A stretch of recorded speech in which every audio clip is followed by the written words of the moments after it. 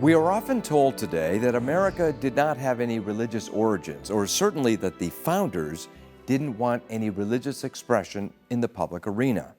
As some people put it, the founders of America, supposedly, gave us freedom from religion, not freedom of religion.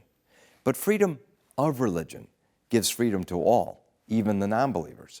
Freedom from religion restricts freedom of religion. Here are two comments on religion and early America from two Christian scholars, author Dr. Art Lindsley and Dr. Peter Lillback, founder of the Providence Forum.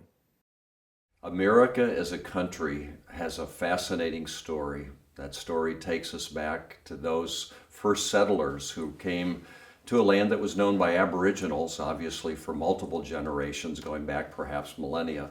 But as Europe discovered America, one of the things that they brought with them was Western civilization, the European tradition, which coming out of the Reformation and the earlier medieval period was thoroughly Christian in character.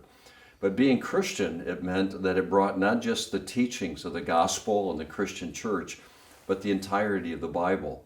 The Bible is both the Old Testament, or the Jewish Bible, and the Christian understanding of the New Testament.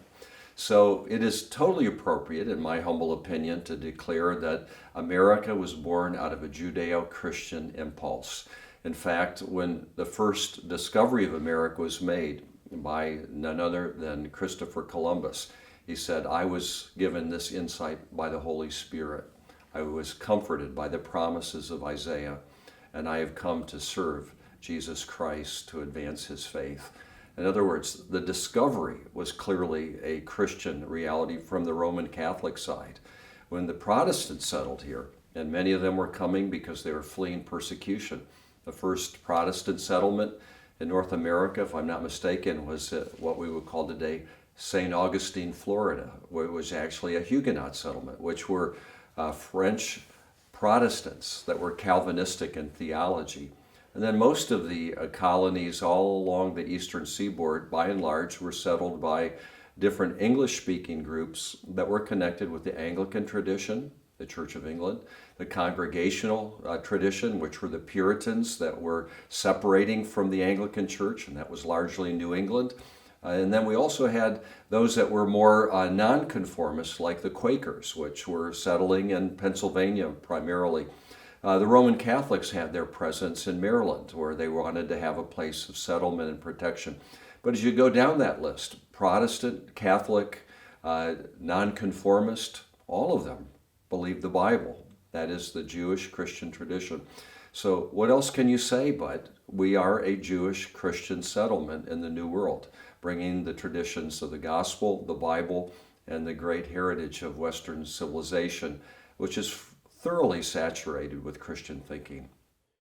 The founders did certainly come because they wanted freedom to be present. They were really restricted in their freedom and where they came from Europe or from the United Kingdom, from England, in coming here. And they wanted to establish this religious freedom as the foundational right of people here in America.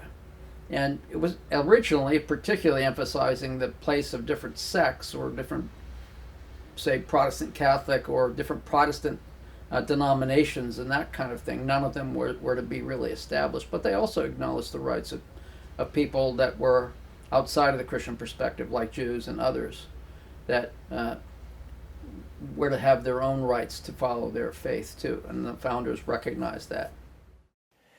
It is truly impossible to read the history, especially of early British North America, including the writings of the Pilgrims, the Puritans, the Quakers, the Presbyterians, and think that God and the Christian faith had nothing to do with the founding of this country.